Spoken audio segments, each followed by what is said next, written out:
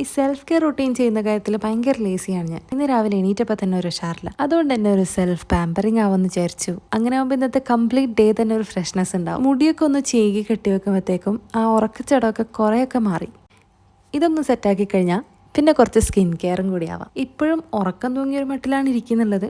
എന്തായാലും ഒരു face scrub use ചെയ്തിട്ട് തന്നെ ഫേസ് ഒന്ന് സ്ക്രബ് ചെയ്തിട്ട് വാഷ് ചെയ്യാം. ഇത് സ്വിസ് ഇമേജ് എന്ന് പറഞ്ഞ ബ്രാൻഡിൻ്റെ ഞാൻ ഈ അടുത്ത് വാങ്ങിച്ചൊരു സ്ക്രബാണ്. അടിപൊളിയാണ് കേട്ടോ.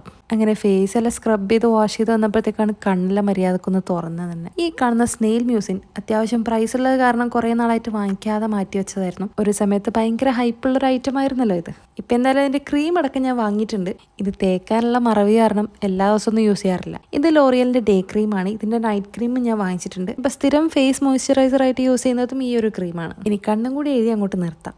ഇതൊക്കെ കഴിയുമ്പോഴത്തേക്ക് ഫേസ് ഒരുമാതിരി പോളിഷ് അടിച്ച പോലെ ആയിപ്പോയെന്നൊരു സംശയം. എന്തായാലും see you in the next video.